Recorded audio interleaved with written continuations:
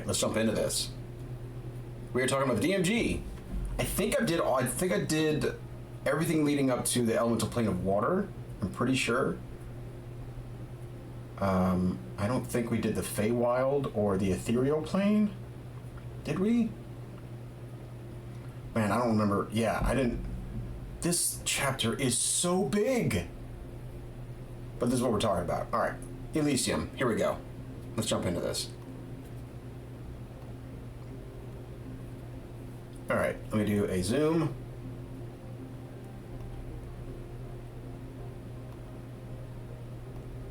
Yeah, zoom. How do I zoom?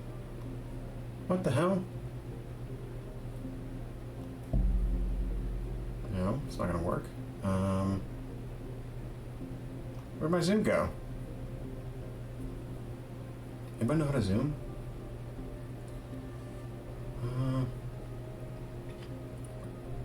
Anybody know the shortcut to zooming? Zooming in? That's how prepared I am. I'm pretty sure I left off in the elemental plane of water. I'm pretty sure. So we'll start talking about Elysium. Also, let me make sure that my Uncharted Worlds is going. Okay. Everything's good. Alright. Okay. Oh, thank you for the sub, somebody. Appreciate that. Okay.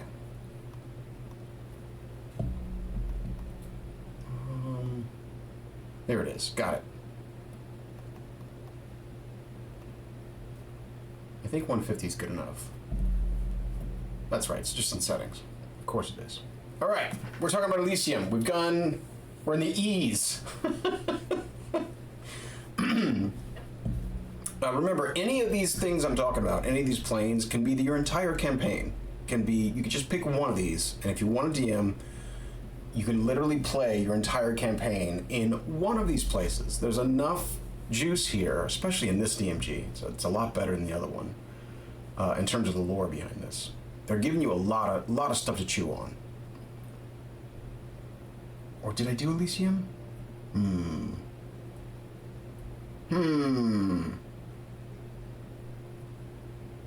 God, look at this.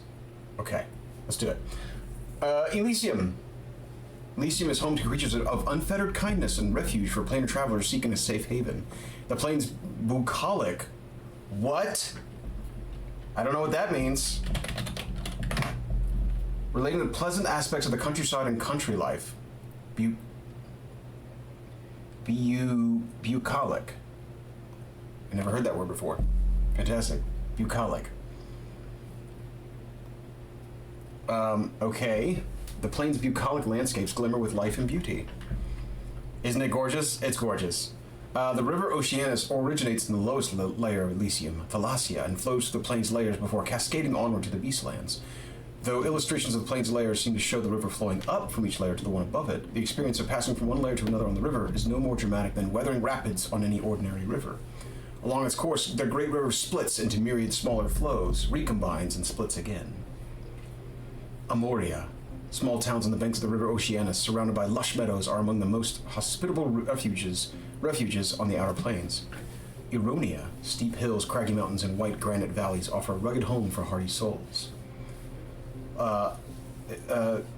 Belirin?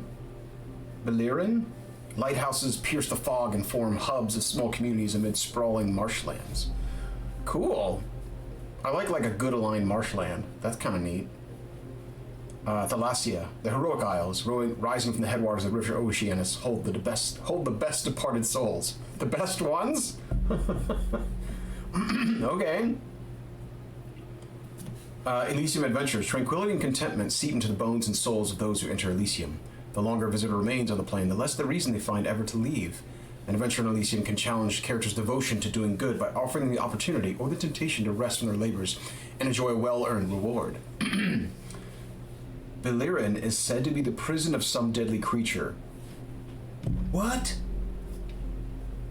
Some tales say it's a powerful titan, perhaps the Tarrasque, while others claim it's a deposed Duke of the Nine Hells, a banished elemental prince, or even a near-dead deity. Evil creatures sometimes lurk in the marshes, seeking to free the prisoner or claim some power from it. I mean, this is just, reading Elysium, I'm like, well, you probably can't have too much adventure here, right? Because it's just so tranquil. No. They even throw that on its head. You can have a frickin' Tarask here.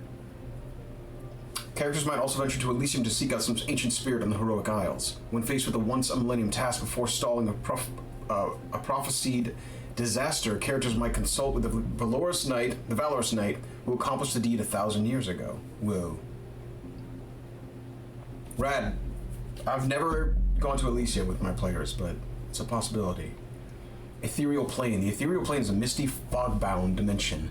Its shores, called the Border Ethereal, overlap the Material Plane, the Feywild, the Shadowfell, and the Inner Planes, and every location on those planes has its corresponding location on the Ethereal Plane. Visibility in the Border Ethereal is usually limited to 60 feet. The plane's depths comprise a region of swirling mist and fog called the Deep Ethereal, where visibility is usually limited to 30 feet. Characters can use the etherealness to enter the Border Ethereal. The plane shift allows transport to the Border Ethereal or the Deep Ethereal. Interesting. But unless the intended destination is a specific location or a teleportation circle, the point of arrival could be anywhere on the plane. Okay, Border Ethereal. From the Border Ethereal, traveler can see into whatever plane it overlaps, but that plane appears grayish and indistinct. Its colors blurring into each other and its edges turning fuzzy, limiting visibility to 30 feet into the other plane. Conversely, the ethereal plane is usually imperceptible to those in the overlap planes, except with the aid of magic. Normally, creatures in the Border Ethereal can't attack creatures on the overlap plane and vice versa. A traveler on the ethereal plane is imperceptible to someone on the overlap plane, and solid objects on the overlap plane don't hamper the movement on a creature in the Border Ethereal. The exceptions are certain magical effects, including anything made of magical force, Wall of Force. We just dealt with that. I dealt with that playing in a game yesterday, dealing with the Wall of Force, and living beings. This makes the ethereal plane ideal for scouting, spying on opponents, and moving around without being detected. Oh yeah. I think the Horizon Walker had that in the 2014 rules, where you can basically just kind of move around being undetected. The ethereal plane also disobeys the laws of gravity. A creature there can freely move in any direction. Deep Ethereal. To reach the Deep Ethereal, one typically needs a plane shift spell, a gate spell, or a magical portal. Visitors to the Deep Ethereal are engulfed by a roiling mist. Scattered throughout the plane are curtains of vaporous color, and passing through a curtain leads to a traveler to a region of the Border Ethereal connected to a specific inner plane, the Material Plane, the Feywild, or the Shadowfell. The color of the curtain indicates a plane whose Border Ethereal curtain conceals. See the Ethereal Curtains table. Curtains are also distinguishable by texture and temperature, each one reflecting something in the nature of the plane beyond. Alright, let's talk about this picture. Goodness gracious. Wow. So this is, I played a little bit in this, I DM'd a little bit of this, with the Radiant Citadel. This is the Radiant Citadel's refuge in the ethereal plane, despite its proximity to a raging ether cyclone. Yeah, the whole point of this city is that, like, well, they're going to talk about it. We'll get into it. But basically, it's under constant threat of being annihilated by environmental forces. That's real pretty. Wow.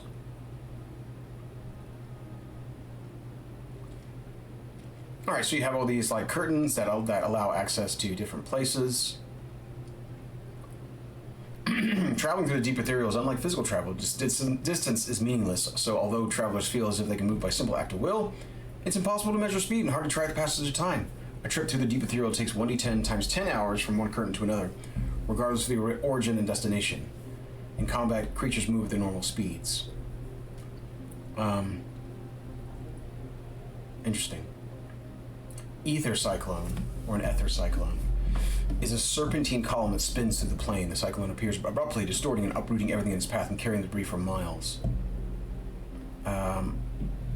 Passive Perception 15 gives you a deep thrum in the ethereal matter. Travelers who can't reach a curtain or portal leading elsewhere suffer the cyclone's effects. Whoa. Roll 1d20. Love this. Extended journey. Okay, so your journey is just extended by this cyclone. Blown to a random location. Or hurled, nat 20 is hurled to a random destination on the astral plane. Interesting. Like you're just going to the place of thought. Bye. Bye. Alright, the Radiant Citadel. Against the unending mist and unseen terrors of the ethereal plane, the radiant citadel stands bright as a bastion of hope. It's a living relic of the ingenuity and collaboration of 27 great civilizations on the material plane. Abandoned and lost for ages, the radiant citadel was resurrected from its slumber and reclaimed by descendants of those societies. The radiant citadel is a nexus for diplomacy and trade, a repository of histories and secrets, and a thriving sanctuary for those seeking safety for a better life. It's essentially like a sigil, but if you're not interested in like the gothic horror, I guess it's a different vibe. The Radiant Citadel is a nexus of diplomacy and trade. What we got there? The floating city is a miracle of architecture carved out of a single massive fossil that snakes around a colossal gemstone shard known as the auroral diamond. The luminance of the auroral diamond is mirrored in the constellation of 15 structure-sized gemstones, the Concord Jewels, that orbit the city and provide transportation to the far-flung homes of the city's founding civilizations. In the haze of the ethereal plane, the auroral diamond is a scintillating beacon visible from miles away. The diamond seems to have moods, changing colors unpredictably, but is always visible for wanderers lost and in need.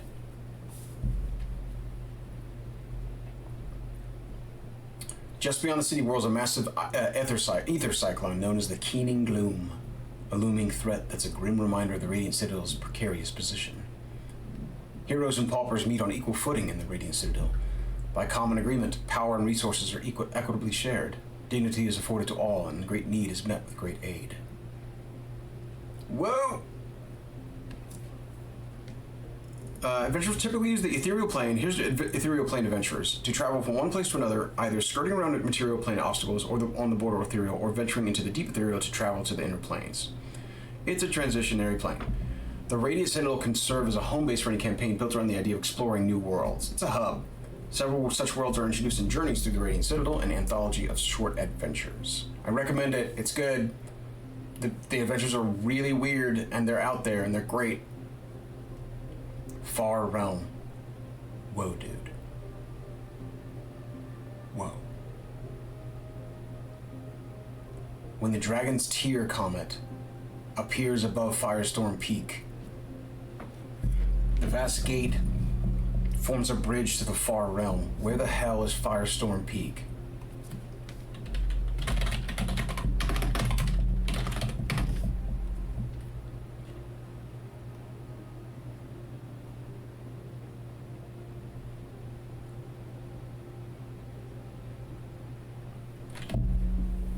Where's this supposed to take place? Is this Greyhawk? The gates of Firestorm Peak.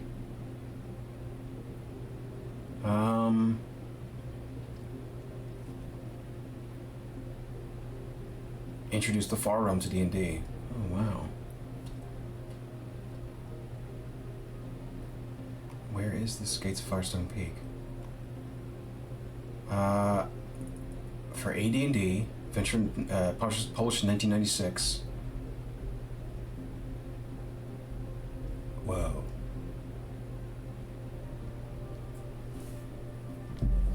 What world is this? I mean, it's gotta be Greyhawk, right?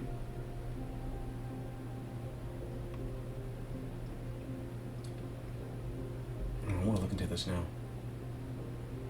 Alright, anyway. This looks awesome. Look at all those tentacles. Tentacles, mouths, and eyes. Oh yeah. The Far Realm is outside the known multiverse. In fact, it might be an entirely separate universe with its own physical and magical laws. Where stray energies from the Far Realm leak into another plane, matter is warped into alien shapes that defy, understandably, geometry and biology.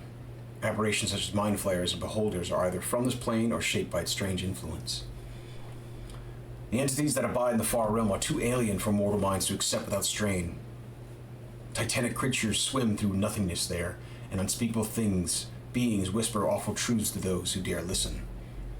It definitely is Lovecraft Realm, yeah. For mortals, knowledge of the Far Realm is a struggle of the mind to overcome the boundaries of matter, space, and rational thought. Some warlocks embrace this struggle by forming pacts with entities there. Anyone who has seen the Far Realm mutters about eyes, tentacles, and horror. Far Realm has no well-known portals, or at least none that are still viable.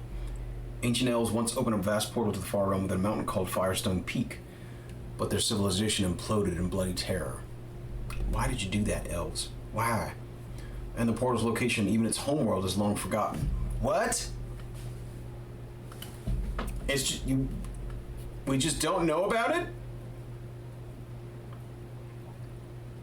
Okay. I want to know about it. Someone go find out where Firestone Peak is. What world is that? Is it Greyhawk? Is it Faerun? Is it Abir Taril? Can't be. Can't be. I need to know.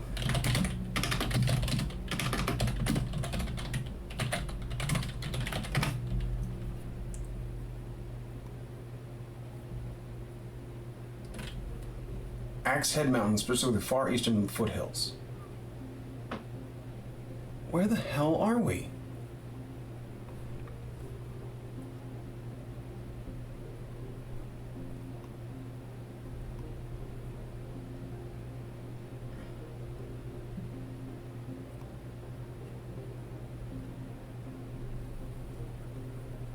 Just looking at random places, guys. Forgotten Realm setting, specifically within the Shirelands. Where the hell are the Shirelands? See, guys, I play in Faerun and I don't know where the hell Shirelands are. Okay, alright. Alright, I guess it is Faerun. Alright, cool. Adventurers involving travels of the Far Realm or its influence seeping into the material plane might touch on fundamental questions of what it means to be a person, what mental and bodily autonomy mean and their value, and whether mortals have any control of their fate or any importance in the grand scheme of things. It's an especially good idea to review your plane's limits that might pertain to such issues being before planning an adventure exploring these themes, as discussed in Ensuring Fun for All. Feywild. Here we go. Playing a lot with the Feywild in Mossdale. A lot. The Feywild, also called the Plains of Faerie, is a land of soft lights and wonder, a place of music and magic. The plane responds to unfettered emotion. Flowers turn and tremble in the presence of heated argument. Grass withers under the feet of those who seethe with malice, and birds chirp merrily in the presence of those who are joyous and squawk angrily at those who are dour. What up, Reaper? What up, buddy? Time and distance in the Feywild are immutable as is the plane's geography. Roads are uncommon, and the ones that... Whoa! Well, thanks, Jeremy. Appreciate that, buddy. Bruce Goodell created the Plane of Madness known as Far Realm, inspired the works of Lovecraft at the gates of Firestone Peak. Yes, indeed. Yes, he did. Let's see. The Feywild exists in parallel to the material plane as an alternate dimension that occupies the same cosmological space. When moving from the material plane to the Feywild, travelers usually find themselves in locations similar to the one they left, but more marvelous and magical, and often more vibrant and colorful too. Adventurers climbing a volcano on the material plane might suddenly find themselves scaling a Feywild mountain topped with skyscraper-sized crystals that glow with internal fire. Leaving behind a wide and muddy river on the material plane, characters might appear beside a clear and winding brook whose waters glitter like diamonds in the Feywild. In the heart of a dismal marsh might lie a portal leading to a vast bog filled with eerie lights and sinister shapes twisting in the water. And moving to the Feywild from old ruins in the material plane might put a traveler at the door of an archfey's castle. Excellent. Domains of Delight. Much of the Feywild is governed by the powerful Fey called Archfey. The area under a particular Archfey's command, called a Domain of Delight, reflects the character and desires of its ruler. Some domains are bright and cheery, bathed in perpetual sunlight and washed in colorful wildflowers, while others are gloomy and drab, cast in unending twilight. Usually I go with unending twilight. I think it kind of matches what the Fey should be, but but this is awesome. Do whatever you want. Most of them change with the emotional state of their rulers. That's great. Love that. Yeah, emotions and weather are like super linked. I love that. The following section describes a handful of the best known domains of delight. Fable Rise. Look, they're splitting it out. The domain of a story-spinning spider archfey named Yarn Spinner. Fable Rise is a rambling thicket of twisting roots, thorny vibes, and sinuous creepers. This vegetation weaves together to form long tunnels, grand hallways, and enormous domes. Yarn Spinner loves reading stories to the animals that occupy his domain. The Gloaming Court. The Queen of Air and Darkness rules the Gloaming Court. a realm of twilight, fireflies, cobwebs, and autumn leaves, accompanied by the music of hooting owls and croaking frogs. The Fae of the Gloaming Court shun the formalized etiquettes and rituals of the Summer Court, instead prizing behavior that is intuitive and instinctual. Prismeer. Prismeer is a large domain belonging to the Archfey Zibilna, and encompasses a vast swamp called Hither, an ancient forest named Thither, and a stormy mountainous landscape called Yon. Great. Just here, there, and over there. Great. Hither, thither, and yon, guys. If you can't read that. Hither, thither, yon. Hell yeah. Zibilnia resides in the Palace of Heart's Desire, situated where the three portions of her realm meet. As its name suggests, the palace is fabled as a destination for anyone seeking their heart's desire. Cool. As its name suggests, on the other worlds, Zibilnia is regarded as a fairy godmother of sorts, granting wishes for the lost, the forsaken, or the betrayed. Sometimes her wishes bring happiness, or other times despair. So she's in The Wild Beyond the Witchlight, which I have not read. Probably should read that at some point. Summer Court, ruled by the Archfey Queen Titania. The Summer Court is the most settled and pastoral domain in the Feywild. Wrapped in the warmth of a perpetual summer day, with fluttering butterflies and a riot of colorful flowers, the lands of the Summer Court mimic the trappings of courtly life in some realms of the material plane. The residents of the court wear elegant clothing and value elaborate ceremony and ritualized etiquette, and the Fae are quick to shun those who flout the Summer Court's Baroque rules. Fae Crossings. Fae Crossings are places of mystery and beauty on the material plane that have a near-perfect mirror in the Feywild, creating a portal where two planes touch. Travel passes through a Fae Crossing by entering a clearing, wading into a pool, passing into a circle of mushrooms, or crawling under the trunk of a tree. Very cool. A crossing might open only during a full moon, or on the dawn of a particular day, or for someone carrying a certain type of item. A Fae Crossing can be closed permanently if the land on either side is dramatically altered. For example, if a castle is built over the clearing on the material plane. Wow. Feywild magic. A creature that leaves the Feywild makes a DC 10 Wisdom saving throw. Fey creatures automatically succeed on a saving throw, as do creatures that have the Fey ancestry traits, such as elves. On a failed save, the creature remembers nothing from its time spent in the Feywild. Brutal. Time warp. While time seems to pass normally in the Feywild, characters might spend a day there and realize upon leaving the plane that less or more time has elapsed elsewhere in the multiverse. And here's a chart for it. It can be bad, it can be good. Oh, check this out, dude. Okay, so we got a unicorn, we got some sprites, we got a bunch of satyrs, bards, we got some fairies. I don't know what this girl's doing. And then we have some strange floating crystal thing above a lit hole. This is great. Fae revel in the gloaming court under the watchful eye of the Queen of Air and Darkness. Alright, now to someplace very different. We go to Gehenna. A volcanic mountain dominates each of the 4 layers of Gehenna, and lesser volcanic earthbergs drift in the air and smash into the greater mountains. The rocky slopes of the plain make movement difficult and dangerous. The ground inclines at least 45 degrees almost everywhere. In places, steep cliffs and deep canyons present more challenging obstacles. Hazards include volcanic fissures that vent noxious fumes or searing flames. Gehenna is the birthplace of Yugoloths, greedy and selfish fiends that dwell here in great numbers. Layers of Gehenna. You have Kalas. Lava illuminates clouds of volcanic ash and steam from the river Styx. Kamada. Constant lava flows and eruptions make overland travel difficult. Iron zeppelins piloted by Yugoloths drift through the constant gray ashfall. That's rad. Mungoth. Acidic ash mingles with falling snow on this freezing layer. And Krangoth. The dead furnace is a great mountain suspended in silence and darkness, home to a coterie of liches.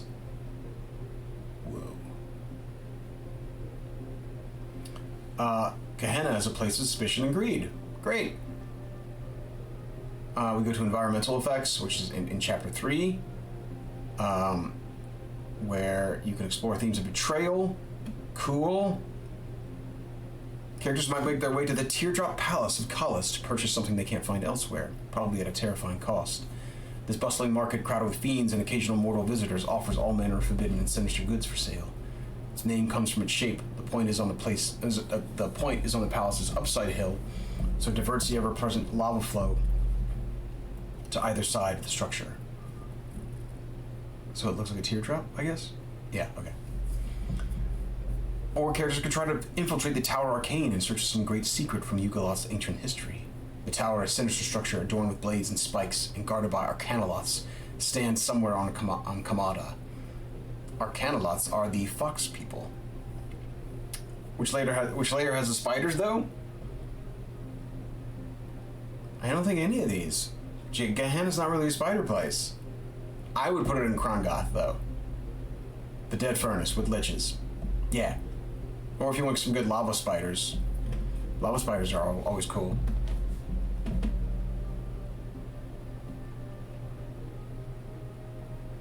Trey, do you think it sounds like a nightmare because it's just always walking up? You're just always walking up at a 45-degree angle. No elemental spiders? Oh man, why not?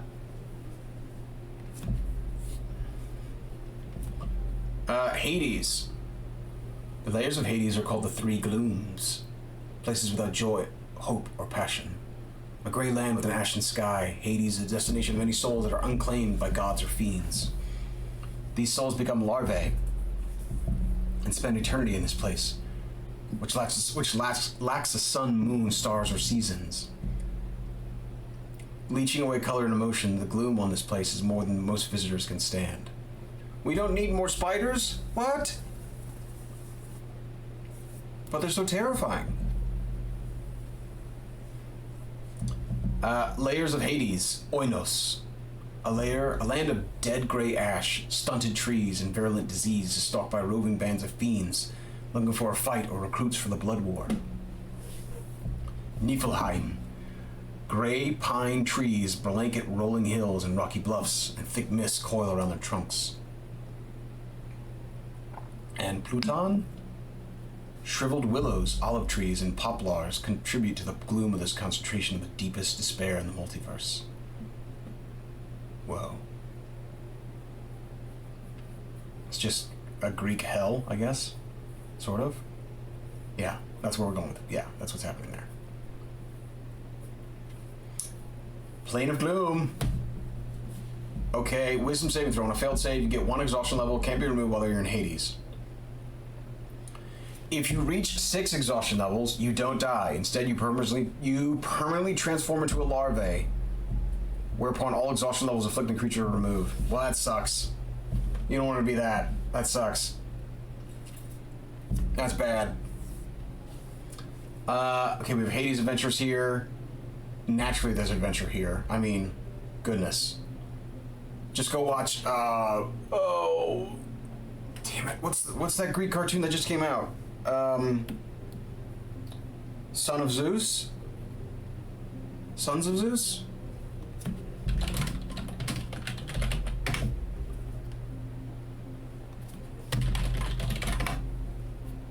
Blood of Zeus.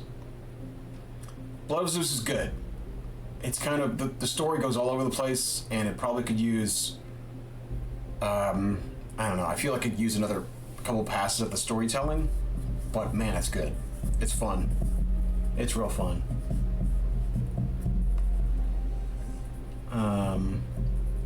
The voice acting is really fun too. Limbo. Limbo. Limbo is a plane of pure chaos. Limbo's just a place where you stretch your back. A roiling soup of impermanent matter and energy. Stone melts into water that freezes into metal, then turns into diamond that burns up the smoke that becomes snow, and on in an endless, unpredictable process of change. It's just chaos.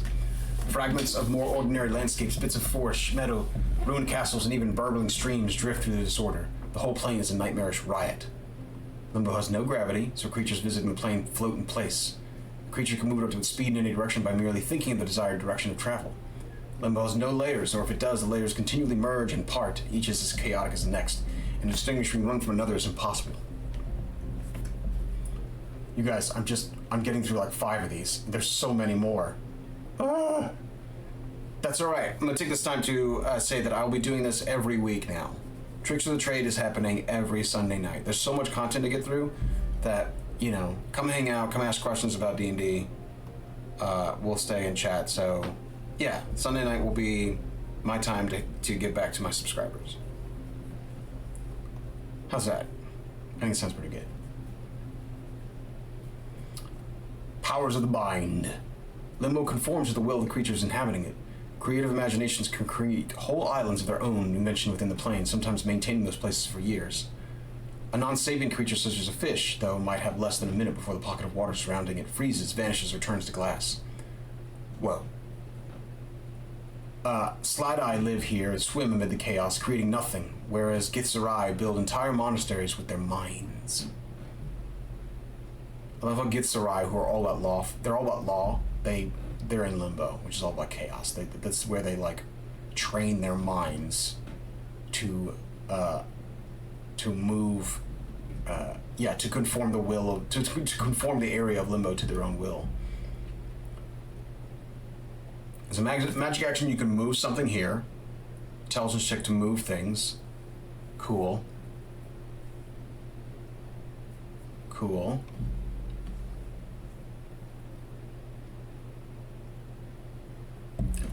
Creature in Limbo can take a magic action to make a DC 20 intelligence check to stabilize an area within a 30-foot radius sphere centered on a point against even on a plane. On a successful check, the creature prevents the area from being altered by the plane for 24 hours, or until the creature takes this magic action again. Whoa. Yes, that's what they do. They just, like, keep focusing their power and conform it to their will. That's rad. Limbo is change. The constant churn is most easily discerned in the ever-shifting physical form of elements, altering and reconfiguring the vast expanse of the plane, but it applies just as much on a mental and emotional level. Visitors to the plane find themselves caught up in a storm of intrusive thoughts and unruly emotions, forcing them to confront the transient nature of so much of what they think is their identity. The key to success in this plane, both in shaping the physical environment and mastering the internal landscape of chaos, is asserting one's sense of self, identifying what is unchanging amid the storm of constant change. The sanctuaries of the Githzerai are among the few havens that adventurers can hope to find in this tumultuous plane. Although Githzerai aren't generally hostile to visitors coming in peace, they don't welcome those who bring the chaos of Limbo with them. A tumultuous heart brought into a refuge can unravel the entire sanctuary.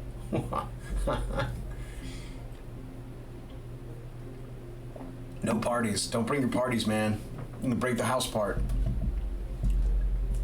Adventurers might also come to Limbo to explore the secrets of the Spawning Stone, said to have been created by Primus, the overlord of the Modrones. The Spawning Stone absorbs chaotic energy and makes it possible to shape enclaves of order in Limbo, but the chaotic energy it absorbs is responsible for the creation of Slide-Eye.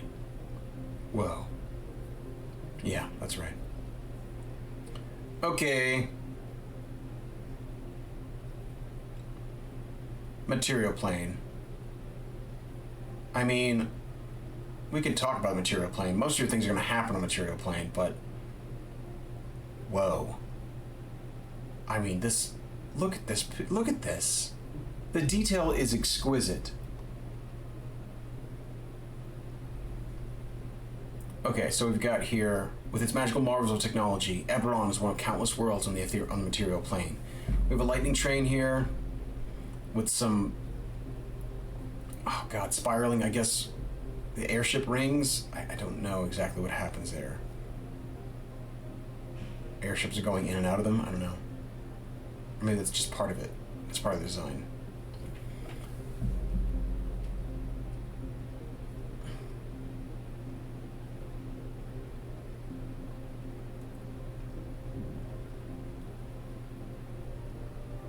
Let's see. What are they saying about the first world? 1 second. Worlds of the material plane are infinitely diverse, but it is not always so. Some legends speak of a primordial state, a single reality called the First World, where many of the peoples and monsters that inhabit the worlds on the material plane originated. After the first world was shattered by a great cataclysm, the many worlds were formed like reflections, or in some place, distortions of that original reality. Yeah, man. It's not just from different worlds in a cosmos. They all were one world until they were split.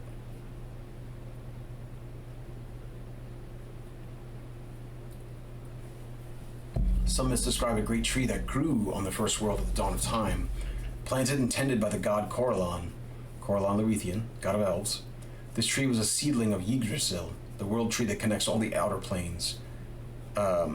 When the first world was destroyed, seeds from this great tree scattered into the void of the material plane. Legends say that these seeds sprouted and formed worlds of their own, all the myriad worlds that now constitute the material plane. Cool. That's awesome. It's their way of like describing all the different worlds and all the different editions. Like they all come from the same place, but now they've broken, and now they're spheres that are connected. It's a very different take on like universal cosmos. There really is their own thing. Look at the detail on these buildings. How do you get it that detailed?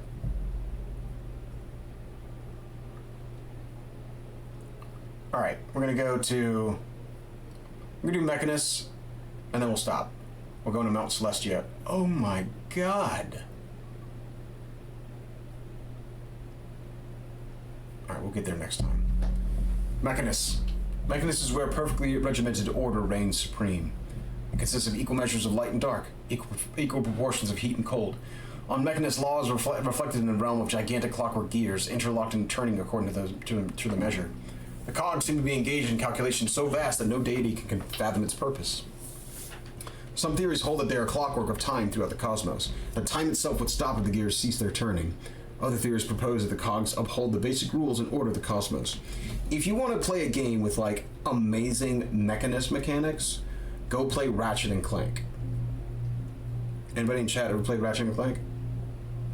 There's a couple worlds you go to in Ratchet and Clank, especially in like there's a Ratchet and Clank called like Out of Time or Out of Sync or something. I don't remember. It has to do with time. So you go to like, you spend a lot of time in giant mechanical clocks, and it's awesome. There's a lot of powers of like rewinding time, so you can do things differently. The first one's great, but they just get better and better because they keep adding more things to them. But the Ratchet and Clanks are a fantastic game. Modrones are the primary inhabitants of Mechanus and maintain its intricate clockworks. The plane is also home to the creator of the Modrones, a godlike being called Primus, whose realm is called Regulus. Mechanicus has no distinct layers. Each turning cog has its own force of gravity pulling towards its center, with structures built on the faces of the cogs. Some of the cogs are like small islands, while others are hundreds of miles across. I think Clank might be a Time Lord, probably. That sounds about right. Yeah.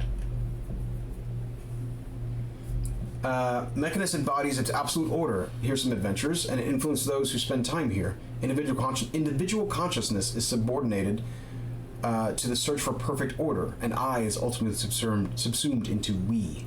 An adventure on Mechanus might lead characters to examine their individual egos in the light of the adventuring party. It might challenge a character to set aside personal goals for the benefit of the group, or the greater cause of cosmic law. Or alternatively, it might encourage characters to assert their own individual identities, distinct from the party and possessing their own goals and needs. That's very cool. That's a very cool abstract way to like start putting in a theme for your adventure. Totally. Yes, indeed. All right, young cats. That is where we'll stop it for today. I'm gonna be doing this every week, like I said. Every week from 8 p.m. till about right now. We'll do some tricks of the trade. I'll talk about the DMG. Then I'll jump back into Daggerheart at some point once I finish all the chapters here. But I'm liking this. I'm liking just spending my time, taking my time with all these planes. We'll continue with Chapter 6 next week, Sunday night at 8. Thank you everybody for watching. Tomorrow, Azure Sky is going to be live again.